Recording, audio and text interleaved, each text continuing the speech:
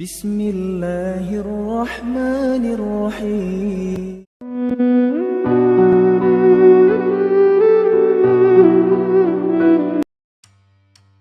Assalamualaikum warahmatullahi wabarakatuh. Waalaikumsalam warahmatullahi wabarakatuh. Alhamdulillahillazi ja'ala ramadhana syahra siyama lilmu'minin. Wassalatu wassalamu ala ashrafil anbiya'i wal mursalin sayyidina wa maulana Muhammadin wa ala alihi wa ashabihil mujahidin at-tahirin, amma ba'du. Ma'asyiral muslimin rahimakumullah. Dari jumlah 12 bulan yang ada dalam agama kita, yang dihitung sejak Muharram sampai dengan bulan Zulqa'dah, maka Ramadan mendapat gelar Sayyidus Syuhur. Sayyidus Syuhur artinya raja, penghulu atau tuan dari seluruh bulan. Apa sebabnya maka Ramadan ini dinamakan Sayyidus Syuhur?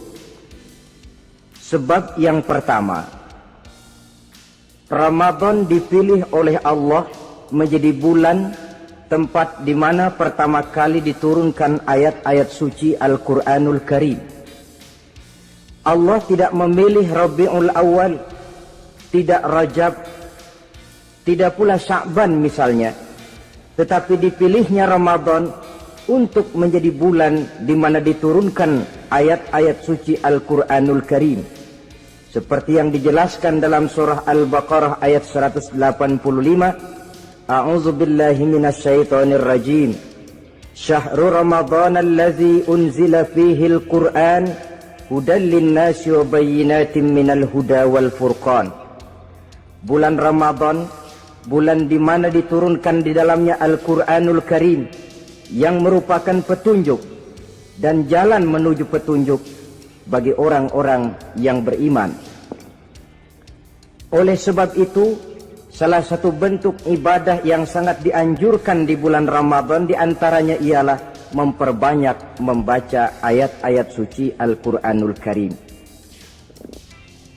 Yang kedua, Ramadan disebut Sayyidus Syuhur karena di dalamnya ada satu malam yang bobotnya khairun min alfi syahr.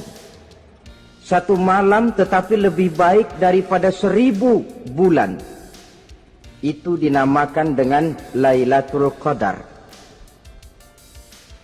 1000 bulan kira-kira 83 tahun. Nilai ibadah di malam itu lebih baik daripada nilai ibadah 83 tahun. Padahal umur orang sekarang kan jarang yang sampai 83 tahun. Bagaimana ini harus kita pahami? Ma'asyiral muslimin, sejak kita akil balik sampai kepada usia kita yang sekarang ini, kalau kita mau jujur bercermin, rasanya kita harus mengakui banyak dosa dan kesalahan yang pernah kita kerjakan. Kalau kita berbuat dosa selama 40 tahun, kemudian kita bertaubat 20 tahun lamanya, kalau menurut rumus dagang, ini kan belum tertutup. Dosa 40 tahun ditebus dengan taubat 20 tahun. Tapi haruskah dosa tidak terampuni? Allah Subhanahu wa ta'ala Maha Penyayang. Disediakannya malam-malam yang istimewa, yang punya nilai khusus. Seolah-olah Allah berkata, hai manusia, kau tidak perlu putus asa.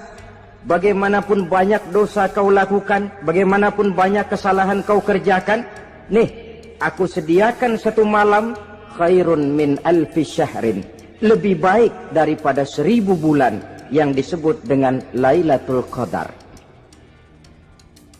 Kapan sih Lailatul Qadar itu? Menurut Al-Imamul Ghazali, Lailatul Qadar itu adanya pada 10 hari yang akhir di bulan Ramadan, terutama pada malam-malam ganjil. Malam 21, 23, 25, 27, dan 29. Tapi orang yang ingin menemukan Lailatul Qadar, dia harus sudah berjaga sejak awal Ramadan. Jadi nggak boleh pakai ilmu ngincer. Tahu ilmu ngincer? Tanggal 20 Ramadan nggak terawih, 21 terawih, 22 perek lagi, 23 masuk lagi, 24 nggak ke masjid. Temennya tanya, kenapa nggak ke masjid? Ini kan bukan malam ganjil, nggak turun Lailatul Qadar. Saya kira yang kayak begini dapatnya bukan Lailatul Qadar, boleh jadi Lailatul Qadar.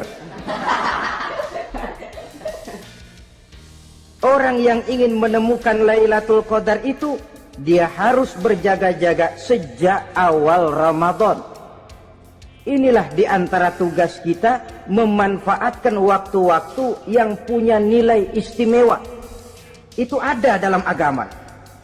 Dalam setiap minggu ada hari istimewa. Dalam setiap hari ada jam-jam istimewa. Dalam setiap tahun ada bulan istimewa. Coba, dalam setiap minggu ada hari istimewa, hari Jumat. Dalam setiap hari ada jam-jam istimewa, sepertiga malam yang terakhir. Antara jam 2 sampai menjelang fajar di kala subuh, itu saat-saat istimewa. Di samping saat istimewa, Allah pun menyediakan tempat-tempat yang istimewa. Solat di Masjidil Haram, pahalanya 100.000 kali ketimbang solat di masjid-masjid lain. Begitu di Masjid Nabawi misalnya, ini tempat yang istimewa. Lailatul Qadar, waktu yang istimewa yang diberikan kepada kita untuk kita manfaatkan dengan sebaik-baiknya. Toh dalam kehidupan bernegara saja misalnya, kan pada setiap tanggal 17 Agustus itu presiden memberikan grasi ampunan kepada para entah itu tahanan politik dan sebagainya. Ada yang mendapat potongan tahanan. Waktu-waktu yang istimewa. Inilah sebab kedua kenapa Ramadan dinamakan Sayyidus Syuhur. Sebab yang ketiga, Ramadan disebut Sayyidus Syuhur karena di dalamnya nilai kebajikan berlipat ganda adanya. Satu hadis menjelaskan, "Lau ta'lamu ummati ma fi Ramadan, latamannau an takuna as-sanatu kullaha Ramadan." Andai kata umatku tahu keistimewaan apa yang ada di dalam bulan suci Ramadan, niscaya mereka ingin agar sepanjang tahun isinya Ramadan saja. Apa sebabnya? Li'annal hasanata fihi mujtami'atun. Di dalam bulan Ramadan itu berkumpul segala macam kebajikan. Wa ta'atu maqbulatun. Segala perbuatan taat diterima oleh Allah. Wa da'awati mustajabatun. Segala macam doa dan permohonan dikabulkan oleh Allah. Wa dzunuba maghfuratun. Dan segala macam dosa diampuni oleh Allah Subhanahu wa ta'ala. Berlipat gandanya nilai kebajikan yang kita kerjakan di bulan suci Ramadan. Itu sebabnya seorang muslim dalam menyambut bulan suci Ramadan penuh dengan sikap kegembiraan. Kata baginda Nabi, "Man fariha bidukhuli Ramadan, haramallahu jasadahu 'alan niran." Siapa orang yang gembira dengan datangnya bulan suci Ramadan, Allah haramkan badannya dari api neraka. Gembira menyambut Ramadan artinya bagaimana? Apa Ramadan datang terus bakar petasan? Bukan. Pukul beduk? Bukan. Apa gunanya pukul beduk kalau nggak puasa? Apa gunanya bakar mercon kalau tidak melaksanakan ibadah di bulan suci Ramadan? Gembira menyambut datangnya Ramadan dalam arti mempersiapkan diri untuk melaksanakan ibadah dengan sebaik-baiknya di bulan suci Ramadan ini. Ma'asyiral muslimin rahimakumullah.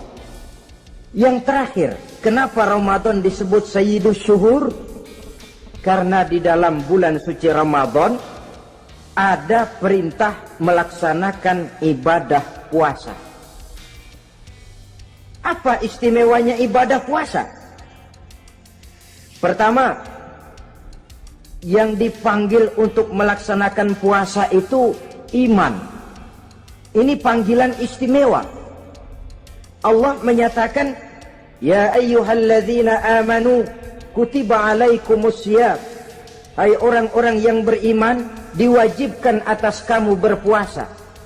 Iman yang dipanggil untuk melaksanakan ibadah puasa. Contoh, satu hari di depan rumah kita lewat tukang pepaya, tukang duku, tukang duren. Kita panggil satu tukang pepaya, bang pepaya berhenti dulu sebentar. Kira-kira yang merasa tukang pepaya berhenti enggak? Berhenti. Ini tukang duku sama tukang duren berhenti enggak? Tidak. Tentu tidak berhenti karena tidak dipanggil. Ini Ramadan yang dipanggil orang-orang beriman. Hai orang-orang yang beriman, berhenti dulu sebentar. Berhenti apa? Berhenti makan di waktu siang, berhenti minum di waktu siang. Yang merasa beriman berhenti, yang tidak beriman langsung. Biar Ramadan siang-siang makan jalan terus, ngerokok ngelepus terus. Kenapa? Tidak beriman, tidak merasa terpanggil oleh ayat tadi. Sekarang tukang pepaya lewat di depan rumah, kita panggil, bang pepaya berhenti dulu. Dia dengar tapi nggak mau berhenti. Apa kita bilang? Kang pepaya budak. Dipanggil nggak mau berhenti. Ini ada orang ngaku beriman kepada Allah, Ramadan dipanggil disuruh berhenti makan siang, nggak berhenti juga. Mukmin budak. Disuruh berhenti minum di waktu siang, nggak berhenti juga. Mukmin budak. Ini istimewanya puasa. Panggilan difokuskan kepada iman. Hai orang-orang yang beriman. Allah tidak bilang hai orang-orang yang sudah masuk Islam. Tidak. Ya ayyuhallazina aslamu. Tidak. Ya ayyuhallazina amanu yang dipanggil. Hai orang-orang yang beriman. Nilai nurani yang paling dalam itu yang dipanggil melaksanakan ibadah puasa. Lalu orang beriman yang bagaimana yang wajib puasa? Pertama, dia sudah balik. Yang kedua, berakal sehat. Yang ketiga, dia mampu berpuasa. Orang beriman macam ini balik, berakal sehat, mampu melaksanakan puasa. Kalau cukup syarat ini, dia wajib puasa. Kurang syarat, tidak wajib puasa. Jadi kalau di bulan Ramadan ada teman kita tidak puasa, jangan heran barangkali syaratnya kurang. Cukup dalam hati saja, ini orang kurang syarat. Makanya nggak puasa. Pak, itu teman saya kok nggak puasa? Nggak puasa, nggak puasa. Dia bukan orang beriman kali ah. Orang yang tidak beriman itu tidak wajib puasa. Beriman kok pak? Iman, tapi nggak puasa. Nggak puasa. Belum balik kali ah. Belum balik, cuma badan doang gede. Bongsor kali itu. Belum balik. Sudah kok pak, sudah balik. Sudah. Tapi nggak puasa. Enggak. Gila kali dia ah. Gila kali, sebab orang yang tidak berakal itu tidak wajib puasa. Waras pak, dia tidak gila. Tidak. Barangkali dia tidak mampu melaksanakan puasa karena terkena uzur syar'i. Ini keistimewaan puasa yang pertama yang dipanggil melaksanakannya iman. Keistimewaan yang kedua, oleh karena yang dipanggil iman, maka puasa dinamakan ibadah sirriyah. Ibadah rahasia. Kalau kita sembahyang, orang lihat kan? Lihat enggak? Lihat. Kita bayar zakat, orang tahu. Kita pergi haji, apalagi pergi haji, sekampung nganterin. Tapi kita puasa atau tidak puasa, yang tahu kan cuma kita dan Allah saja. Pura-pura sedekah, nggak bisa. Pura-pura sholat, ketahuan. Gerakannya mesti canggung. Pura-pura pergi haji, kemana perginya? Tapi pura-pura puasa, gampang. Namanya ibadah sirriyah. Bulan puasa jam 8 pagi makan. Keluar rumah bibir lap yang kering. Jalan lemesin dikit. Ada angin belaga miring. Temennya tanya, "Lu lemes amat, gue lagi puasa nih." Orang lain bisa dibohongi. Sebab puasa memang merupakan ibadah sirriyah yang tahu cuma kita dan Allah saja. Karena dia ibadah rahasia, puasa ini sulit terkena penyakit riya. Ibadah yang lain karena kelihatan orang, gampang kena penyakit riya, to show only. Sholat karena kelihatan orang, gampang kena penyakit riya. Karena saya jadi imam, misalnya di belakang saya lihat ada mertua, wah saya bikinlah sembahyang saya mantap-mantap, pakai serban, pakai siwak, bahasanya saya paseh-pasehin kayak orang 16 tahun di Mekah. Wah, ufolli warwal maghribi salasa raka'atin Allahu Akbar. Surahnya saya cari yang panjang-panjang, paling pendek sabbihis sama wadduha. Akibat apa itu? Riya, di belakang ada calon mertua. Tapi kalau sholat sendirian dalam kamar, boro-boro pakai serban dan siwak, kadang-kadang kaos kutang saja cukup. Surahnya jangan sabbih sampai wadduha, langganannya inna a'toinakal kautsar sama qul huwallahu ahad. Karena sholat terlihat orang, mudah kena penyakit riya. Sedekah pun begitu. Mulanya niatnya cuma mau sedekah 5.000, karena ada orang yang disedekahani naik 10.000, yang 5.000 sudah karena orang. Jadi ibadah yang lain itu mudah terkena riya, tapi juga mudah dinilai orang. Kita bisa saja bilang, itu orang sholatnya khusyuk ya. Kenapa? Kelihatan dari gerakannya. Itu orang hajinya mabrur ya. Kenapa? Kelihatan dari tingkah lakunya setelah pulang haji. Itu orang sedekahnya berani ya. Kenapa? Ketahuan dari jumlahnya. Ibadah yang lain bisa dinilai, tapi puasa nggak bisa dinilai. Tuh orang puasanya mantap bener ya. Kenapa? Beludah melulu. Itu bukan ukuran. Itulah sebabnya dia dinamakan ibadah sirriyah, ibadah yang abstrak, yang tahu cuma si pelaksana dan Allah saja. Ini keistimewaan puasa yang kedua. Yang ketiga, saudara-saudara, kalau ibadah-ibadah yang lain, ganjaran pahalanya itu dijelaskan oleh Allah. Sedekah kalau ikhlas pahalanya begini. Haji kalau mabrur pahalanya ini. Sembahyang berjamaah pahalanya ini. Untuk puasa tidak. Puasa Allah cuma bilang as-siyamu li wa ana ajzi bihi. Puasa adalah untukku, aku yang akan membalasnya. Berapa besar balasannya tidak dijelaskan oleh Allah. Apa artinya ini? Kalau saudara kerja, mandor bilang, sampean kerja sama saya, gaji satu hari 5.000. Ketahuan kan, sehari 5.000. Kita bisa kong kalingkong, ada mandor rajin, nggak ada mandor kendor. Pokoknya sehari 5.000. Tapi kalau mandor cuma bilang, kau kerja sama aku, soal gajimu nanti aku yang atur.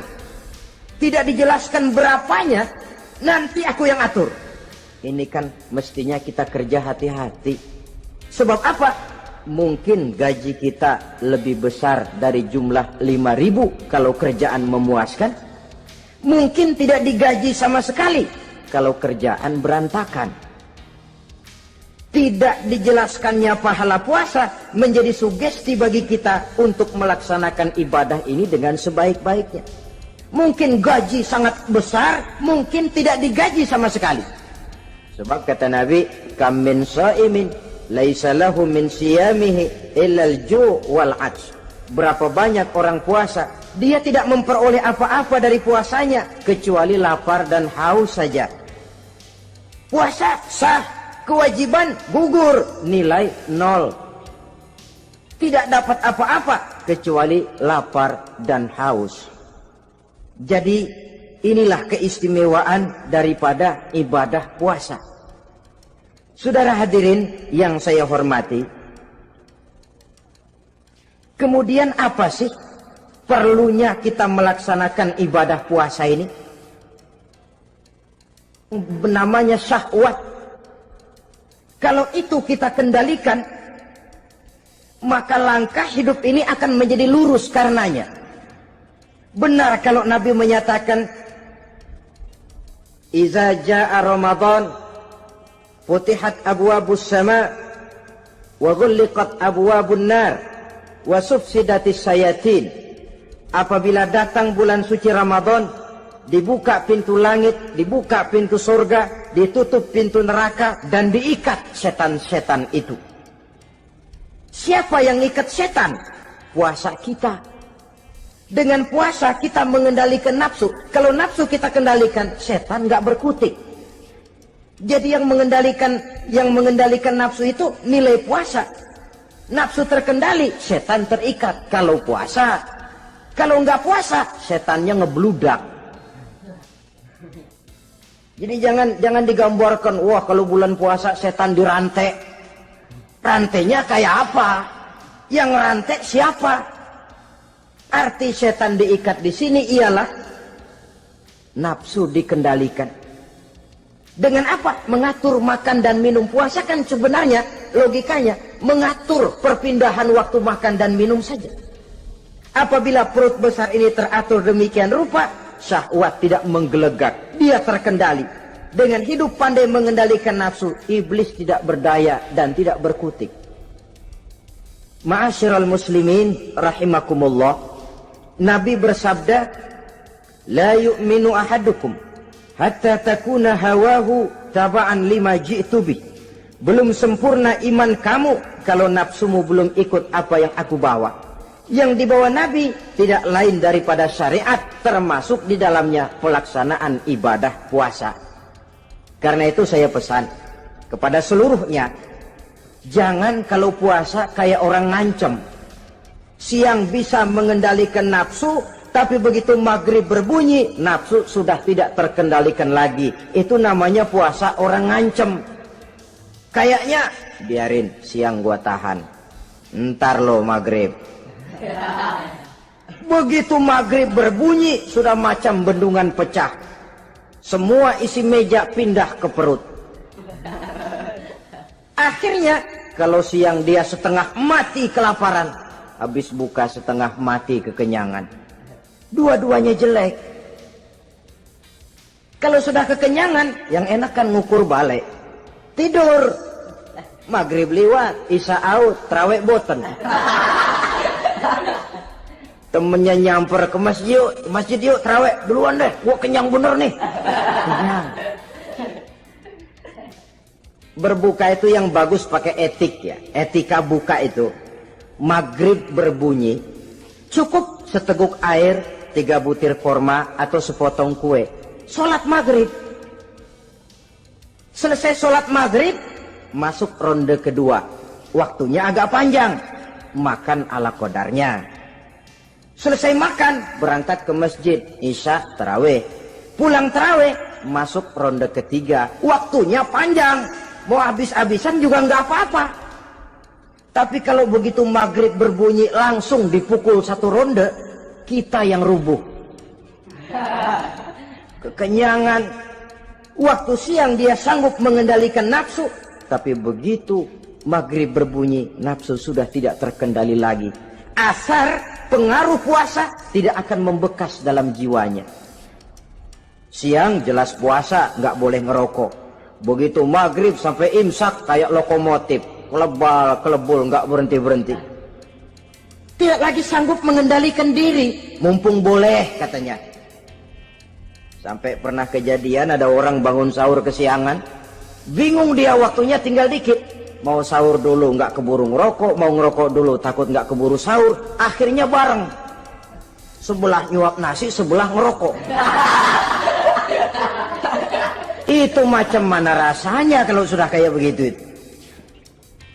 Padahal pengaruh daripada melaksanakan puasa akan terlihat dari sejauh mana seseorang dalam hidup mampu mengendalikan nafsu.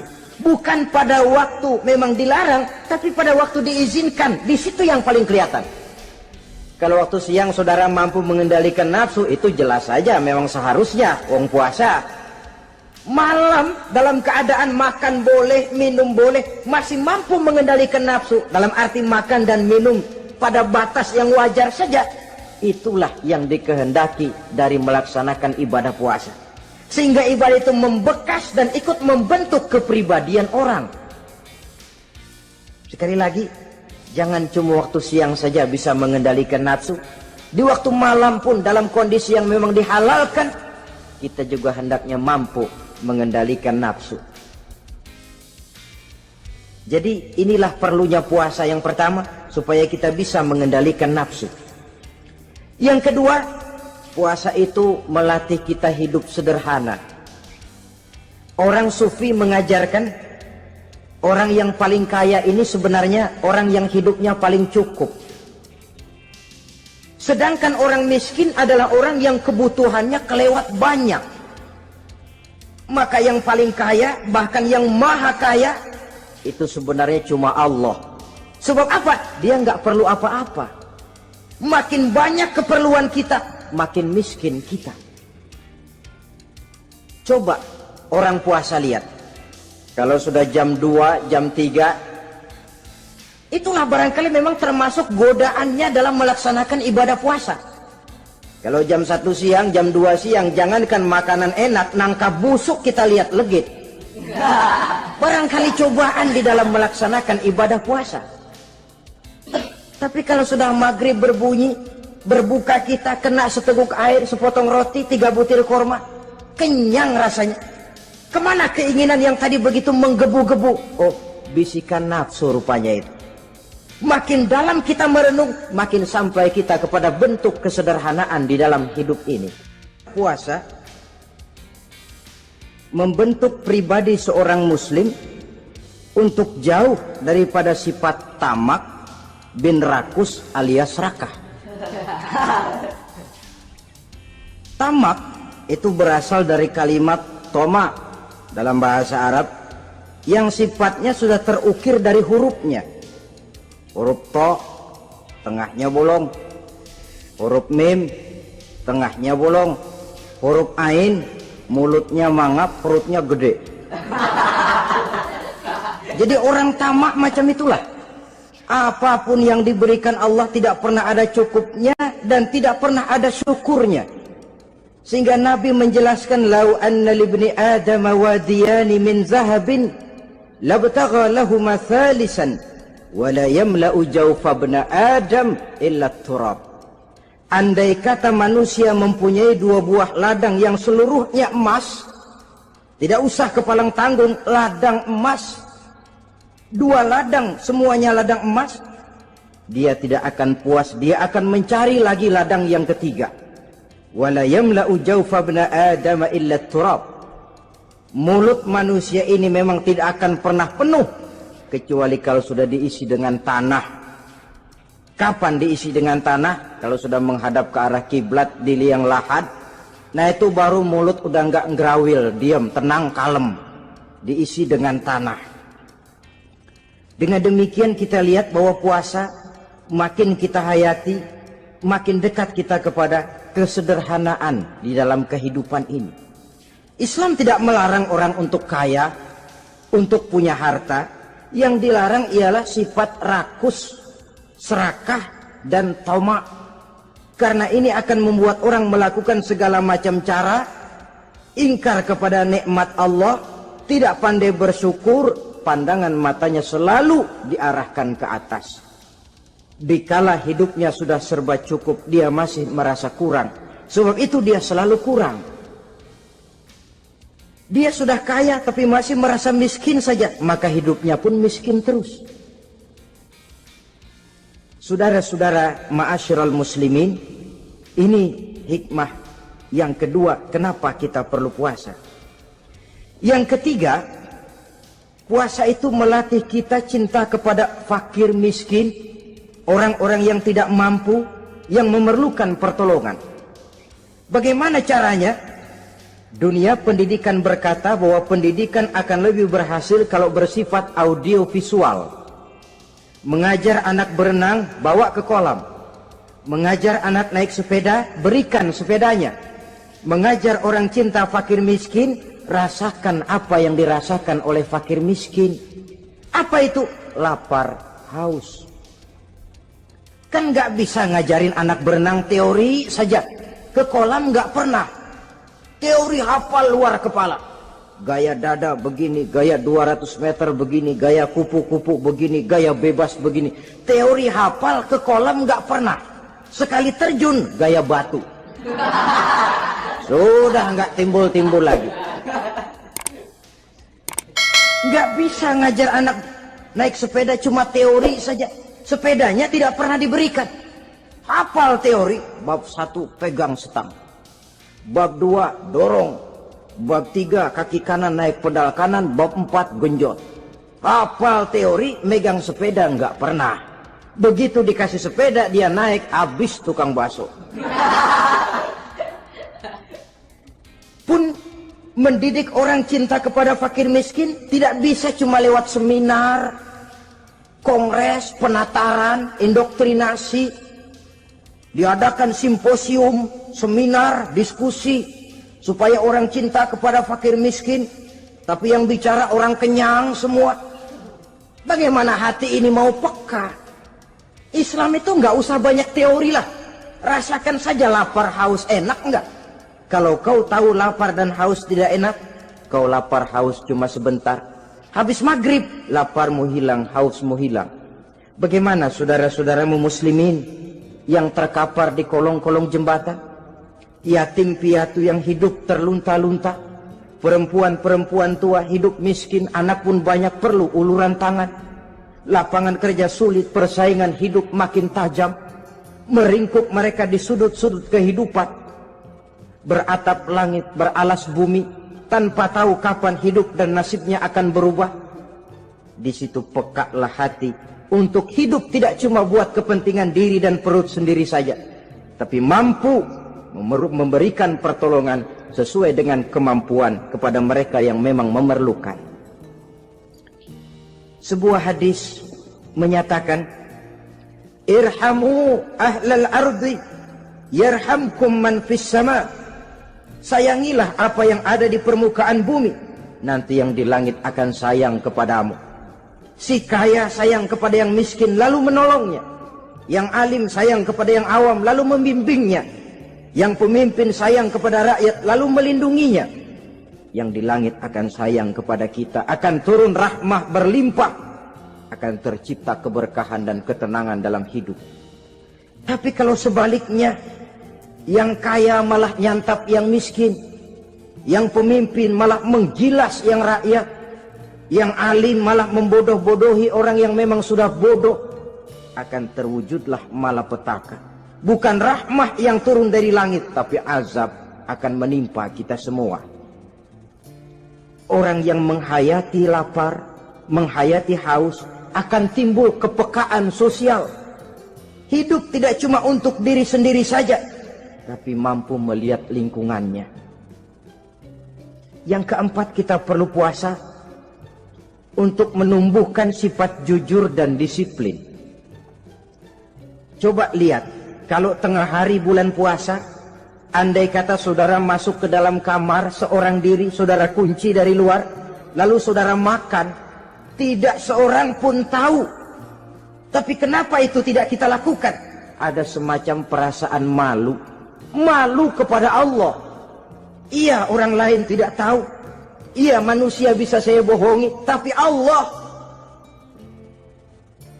Atau umpamanya waktu sholat zuhur, saudara sholat zuhur di masjid, umpama ketika ngambil air wudhu, giliran ke kemur, saudara korupsi dikit aja, telan. Yang Nabi sumu tasihhu, berpuasalah kamu, badanmu akan sehat. Sebab apa? Saya katakan tadi, semua energi dihasilkan dari perut besar sini.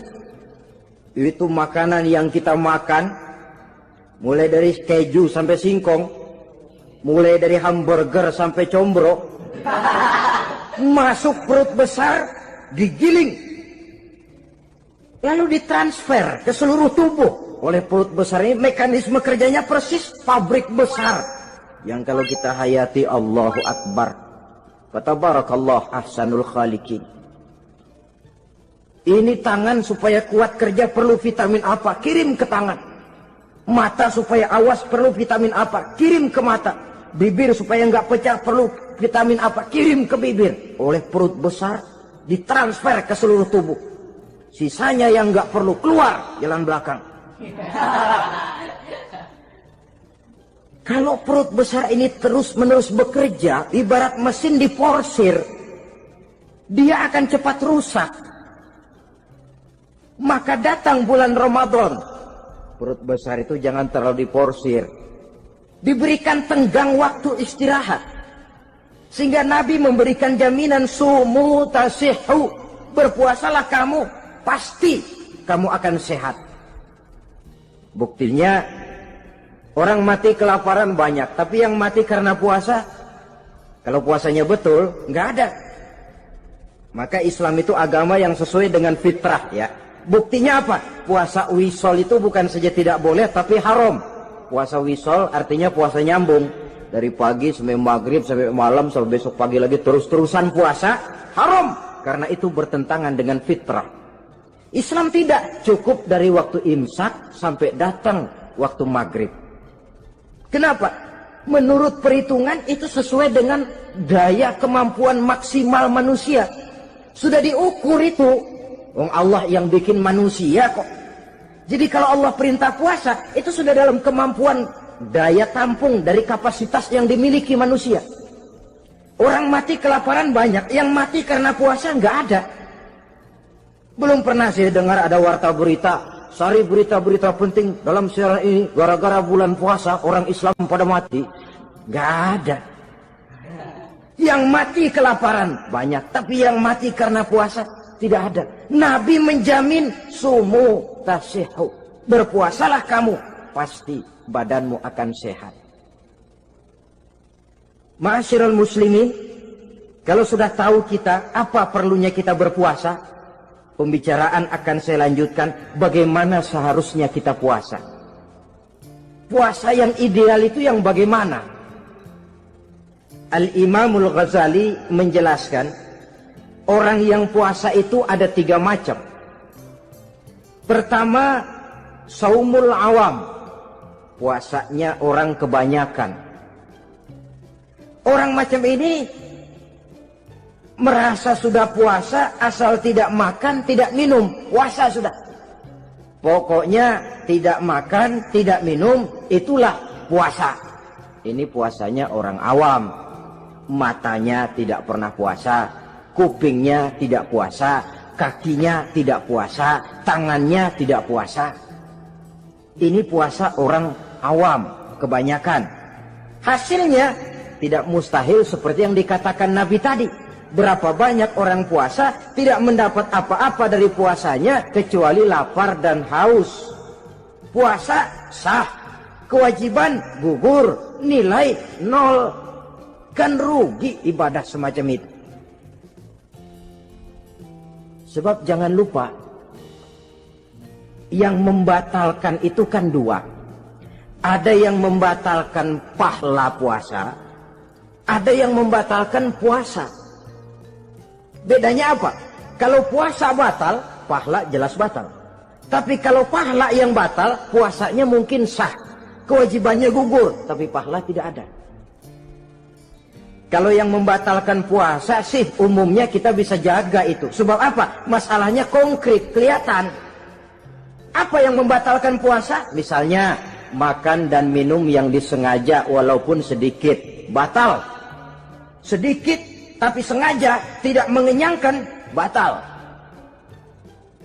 Mamanya pentol korek yang kecil itu, sengaja telan waktu puasa, batal. Kan sedikit pak, nggak kenyang kok. Sengaja itu yang bikin batal. Tapi kalau tidak sengaja seperti lupa, itu tidak batal. Misalnya hari pertama puasa, habis sembahyang subuh tidur, bangun jam 8, lupa kebiasaan, langsung aja nyerbu ke dapur. Dapat sepiring setengah, ingat, astagfirullah, lagi puasa, betul. Setelah ingat bagaimana? Yang masih ada di mulut keluarkan, berkemur, lanjutkan puasanya, sah. Perkara sepiring setengah yang udah kadang masuk bagaimana Pak? Itu rezeki. Lawang orang lupa. Lupa itu kan jenis yang ma'fu anhu, jenis yang dimaafkan. Makan dan minum yang disengaja walaupun sedikit, batal. Batal puasanya. Apalagi muntah yang disengaja, batal puasa itu. Ukuran sengaja kan kita tahu. Apalagi hilang akal, seperti gila atau pingsan, batal puasa. Apalagi hubungan suami istri di waktu siang secara sengaja, batal. Kalau sengaja. Kalau nggak sengaja, enggak. Namanya nggak sengaja. Umpamanya, saya nggak sengaja Pak, tahu-tahu udah nyampe situ, gimana? Yang nggak batal, cuma begitu ingat, buru-buru selesai mandi, lanjutkan puasanya, sah. Jangan begitu ingat sih, ingat Pak puasa, cuman tanggung. Nah, ini tanggung ini yang bikin jadi batal. Dan jangan lupa, orang yang membatalkan puasa karena hubungan suami istri, dendanya paling berat. Seorang sahabat pernah lapor, halaktu ya Rasulullah, ya Rasul, celaka saya. Ma'ahlaka, apa yang bikin kamu celaka? Saya lagi puasa Ramadan ya Rasulullah, saya nggak tahan. Lalu saya nyelonong sama istri saya, pengantin baru ini rupanya. Nyelonong bagaimana? Ya nyelonong.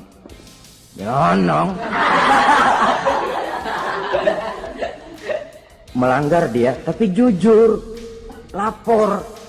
Kata Rasul, ya sudah, bayar dendanya. Dendanya apa ya Rasulullah? Bebaskan budak. Aduh, saya nggak punya budak ya Rasulullah. Tidak punya? Tidak punya. Puasa 2 bulan berturut-turut, tidak boleh diselang-seling. Syahraini mutatabi'aini, 2 bulan berturut-turut, tidak boleh diselang-seling. Gimana? Sanggup puasa 2 bulan berturut-turut? Enggak kuat ya Rasulullah. Enggak kuat? Enggak kuat. Ramadan yang sebulan aja saya nyelonong, apalagi 2 bulan.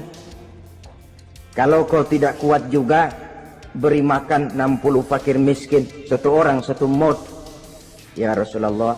Apalagi jangan memberi makan 60 fakir miskin.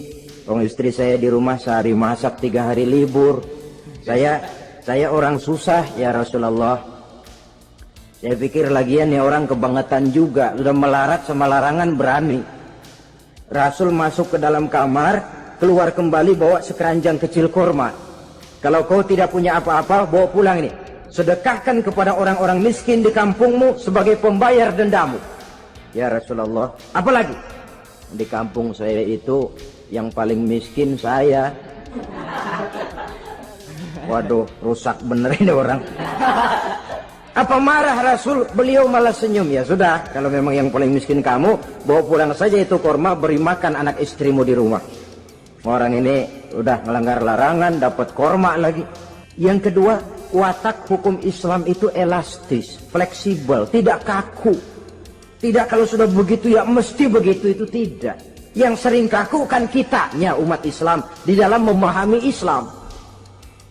Saudara hadirin yang saya hormati, yang tidak boleh itu pun di waktu siang.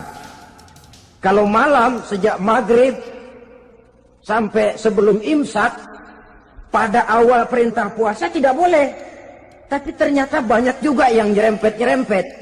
Sampai Allah turunkan, uhilla lakum lailatas siyami arrafasu ila nisaikum. Dihalalkan bagi kamu pada malam puasa bergaul dengan istrimu.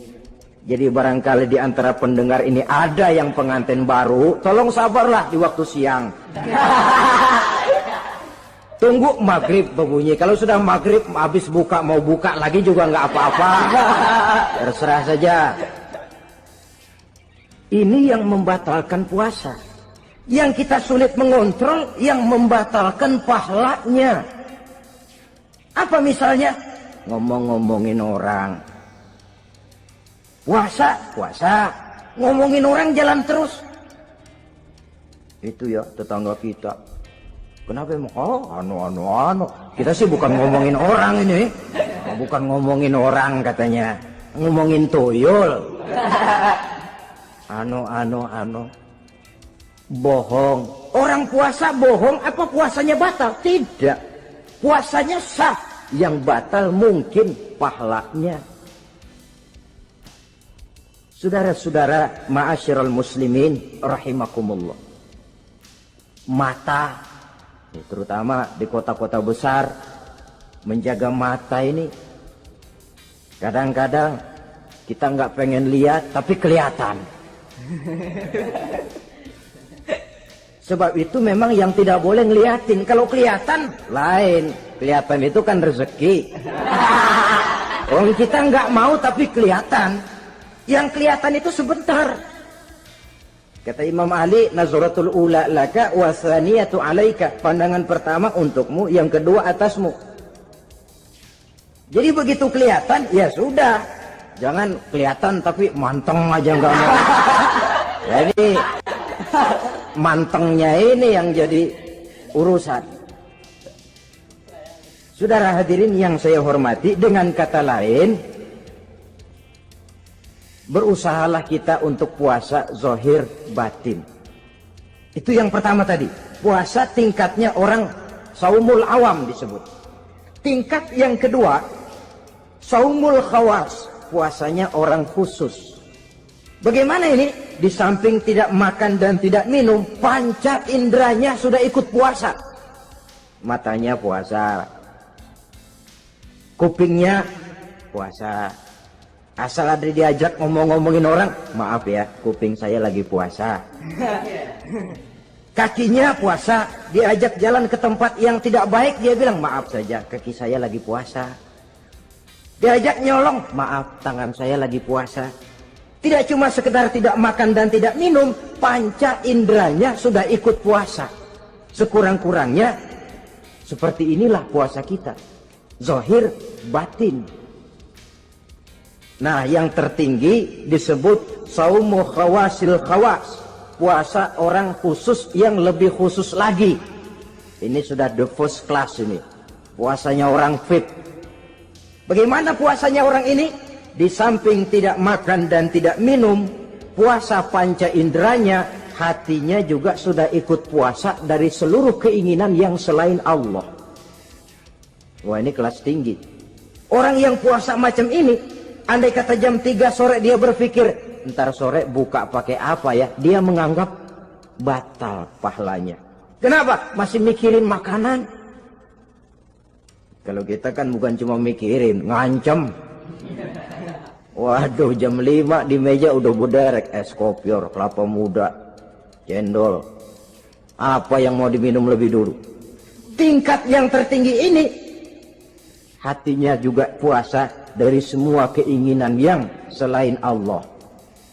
Idealnya sekurang-kurangnya kita puasa zahir batin. Zahirnya menahan diri dari yang membatalkan puasa, batinnya mencegah diri dari yang membatalkan pahala puasa kita itu.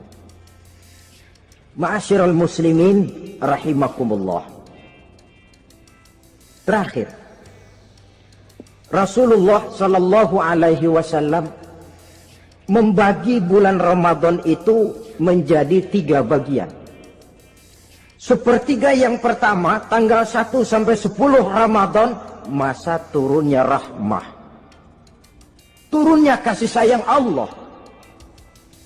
Kalau istilah sepak bola, tanggal 1 sampai 10 Ramadan ini disebut babak semifinal. Babak penyisihan. Sepak bola itu kalau baru tingkat babak penyisihan, pesertanya banyak. Seluruh kesebelasan turun bertanding. Babak penyisihan. Ramadan tanggal 1 sampai 10, babak penyisihan, putaran pertama. Pasaran puasa rame. Masjid musola full house. Meledak. tidak sanggup menampung jamaah yang tarawih itu, yang tadarus meriah. Kenapa? Maklum babak penyisihan, seluruh kesebelasan turun bertanding. Tanggal 1 sampai tanggal 10 Ramadan. Bila itu selesai, selesailah putaran pertama. Masuk putaran kedua, sepertiga yang kedua, tanggal 10 sampai 20 Ramadan, masa maghfirah, masa turunnya ampunan dari Allah. Masuk babak semifinal. Sepak bola itu kalau sudah babak semifinal, itu kan sudah banyak kesebelasan yang masuk kotak. Maka 10 Ramadan ke atas, pasaran puasa mulai menurun. Yang enggak puasa mulai nekat. Yang tadarus sudah mulai sayup-sayup sampai. Sementara barisan orang sembahyang tarawih di masjid mulai mengalami kemajuan dengan pesatnya. Barisannya makin maju ke depan. Maklum, tidak semua kesebelasan tangguh. Ada yang sejak bertanding sudah berhitung. Kita sih bakalan kalah jelas, yang penting main aja dulu dah. Ada yang rajin ke masjid, motifnya lain, ada. Karena ikut-ikutan teman, karena malu sama mertua, rajin terawih.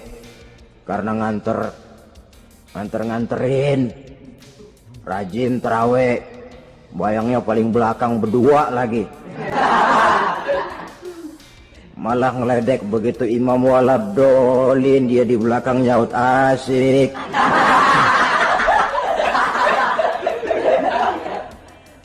Yang kayak begini ini sudah nggak bakal tahan lama, akan gugur di babak semifinal. Puncaknya putaran terakhir tanggal 20 sampai akhir Ramadan, masa itkun minan nar, masa pembebasan dari api neraka, masuk babak final. Kalau sudah babak final, ya pesertanya nggak banyak sudah. Ramadan tanggal 20 ke atas babak final, pesertanya nggak banyak. Sebab apa? 20 Ramadan ke atas pikiran orang sudah bercabang itu. Yang punya kampung sudah siap-siap mau pulang mudik. Lebaran di buah kampung, puasa kayak enggak, yang penting pokoknya lebaran. Yang pegawai negeri gajinya kecil, anaknya banyak, palanya ngebet. Yang belum punya sepatu, belum punya baju, macam-macam problem, sehingga konsentrasi ibadah menurun.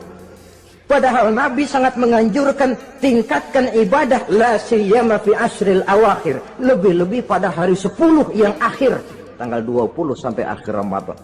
Di situ dianjurkan memperbanyak ibadah, i'tikaf, tarawih, tadarus Quran, bersedekah, amalan-amalan sunnah yang sangat dianjurkan di bulan suci Ramadan ini. Nah, mereka yang keluar sebagai finalis Ramadan, Allah Subhanahu wa ta'ala berkenan memberikan piagam penghargaan. Di atas piagam itu tertulis dengan nyata, ghufira lahu ma taqaddama min zambihi.